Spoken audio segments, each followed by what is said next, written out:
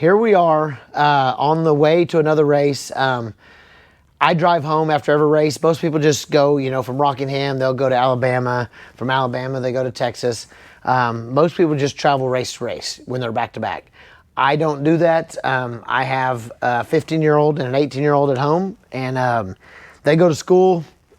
They're great kids, but they don't need to be alone for 4 or 5 weeks at a time. So we got a late start. Not a big deal. We're going to drive as far as we can tonight. 12:30 in the morning.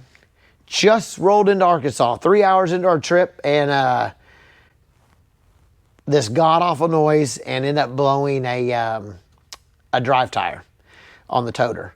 Well, when you blow a drive tire, you know, even at 75 miles an hour, it tore the brace off for the side skirt. It ripped the airbag.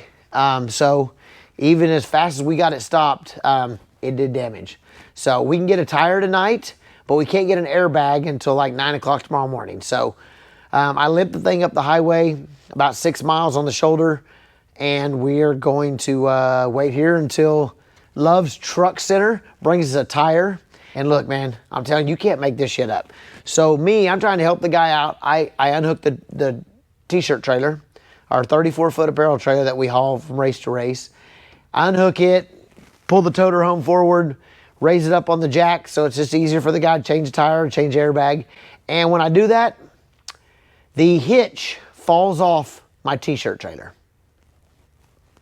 There's 2 bolts that hold the hitch onto the tongue, onto the frame, and both bolts were broke.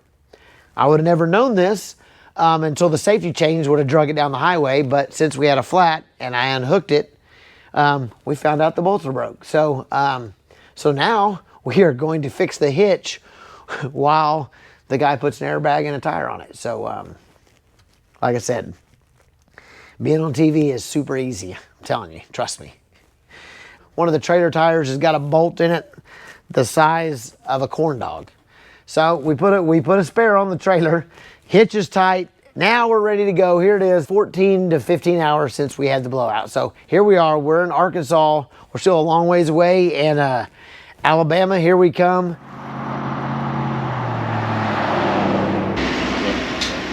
Although I like that, actually. I like Lila. We're not going to change the whole thing. We're just going to steal the top off of it. Since that one is what it is.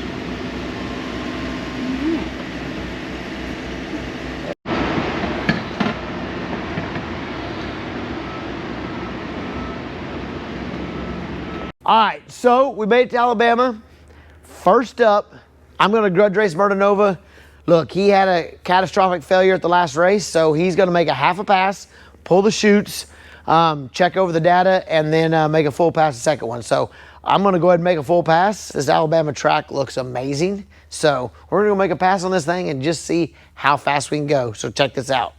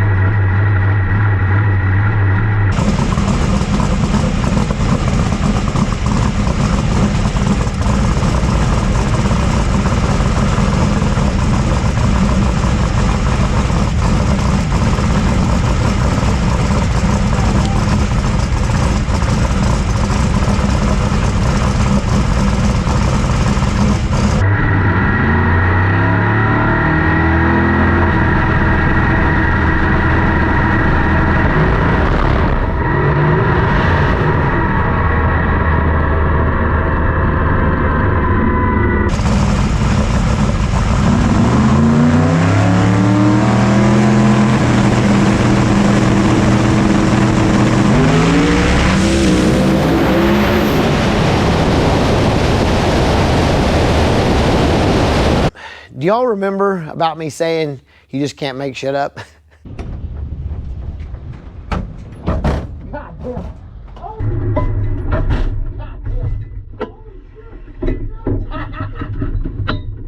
it's a fucking Mustang, they fall apart.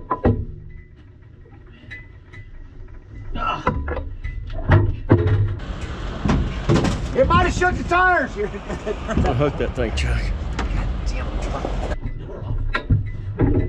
Just put it in the trunk. Fuck. Well, I turned it down. I knew that power. I took like, you've been running on 7 cylinders. I go up to make a pass against Murder Nova, and I go do a burnout. No big deal, do a burnout. I'm backing up. You know, normally your guy goes out in front of you and lines you up, backs you up. Yeah, my guy's not there. Don't know where he's at. I'm glad I got 8 cylinders for this radial track though. Anyway, I back up and I'm sitting there, and normally, you know, somebody will come and hold me, you know, hold me there while they're adjusting wheelie bars and stuff, and nobody really did that. I look over at Courtney, she's taking pictures, and I look over at her and I'm like, are they adjusting the wheelie bars, you know, doing sign language? And she's like, nope. And I'm like, hell yes. So I grab my seatbelts, little extra tug. I pull up to the line, light the first bulb. Sean lights his first bulb. We both spool up, go in, boom. I let go of the button, and this thing, man, it's up on the back tires. It tire shakes. It's got way too much power in it. Obviously, Rockingham. Now the car is on 8 cylinders. Put it in second gear, jump back in it, and the thing just, it's at the moon. Like, I'm staring up at the stars, and I'm like, oh my God, I just broke the wheelie bars. So it's the thing just riding a wheelie, and I'm like, okay, I mean, this is just an aborted pass, but I got a little bit of data. It's obviously too hot, so I let off. Anyway, I go to open the door, and the door falls off on the ground. Like, you can't make this shit up. The door just falls off. It's just laying on the ground. Sean's dying laughing. Sean's like, man, dude, what would we do without you? Without you and your crew, like this No Prep Kings would be boring. I go back and look at the wheelie bars. Both jam nuts are loose. The wheelie bars are in the travel location. So like when you load it in the trailer, you know, whatever, you know, so they're up 4 or 5 extra inches, put it on the Pro Jacks, you got to put it in the travel locations. They're not even in the right holes. That's why this thing did a wheelie and was looking at the moon. But my seatbelts are tight. Needless to say, it's a boarded pass. I'm frustrated, but look, all I can do is laugh. The only thing we did right was go across scales, and it was like 10 pounds heavy. So we did get that right. So we're gonna make a pass, and we're gonna race my old buddy Reaper. Just switched to twin turbos. His car's about 2,600 pounds, 300 pounds lighter than me. So I'm gonna show him what a 2,900 pound 481X Proline motor will do against that 2,600 pound cast motor. It's probably one of the best passes I've made all year, and the thing is finally on 8 cylinders, and I think we finally have a hot rod. So check this out.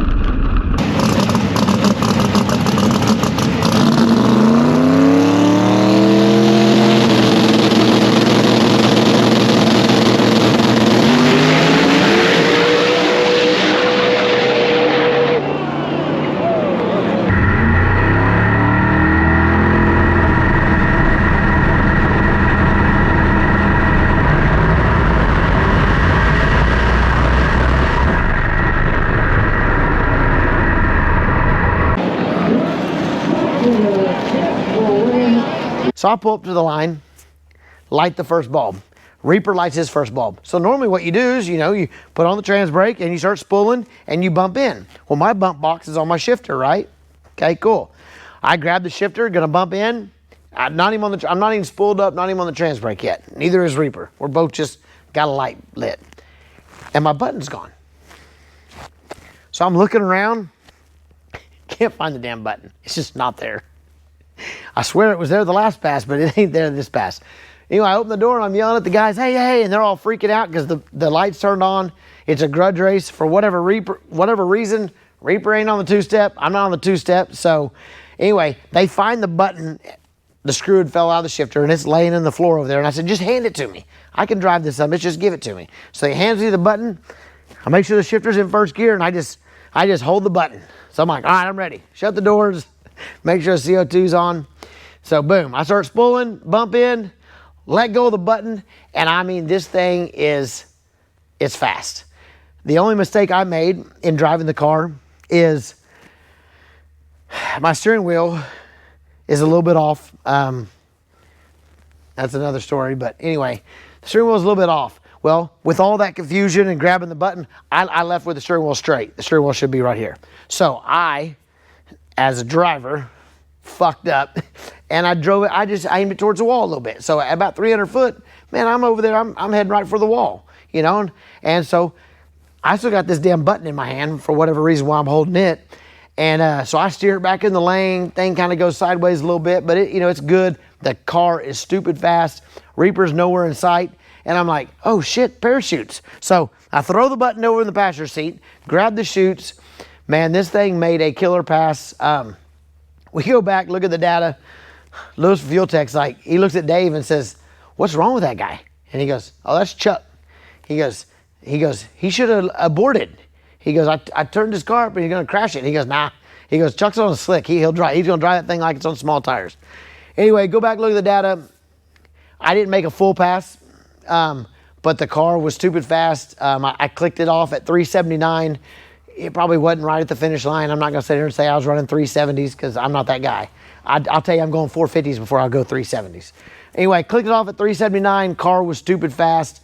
Data looks amazing. And so, man, all we got to do is screw the bump button back to the shifter and let Louise look at the tune-up again. He'll probably correct a few things. And tomorrow, somebody is in fucking trouble.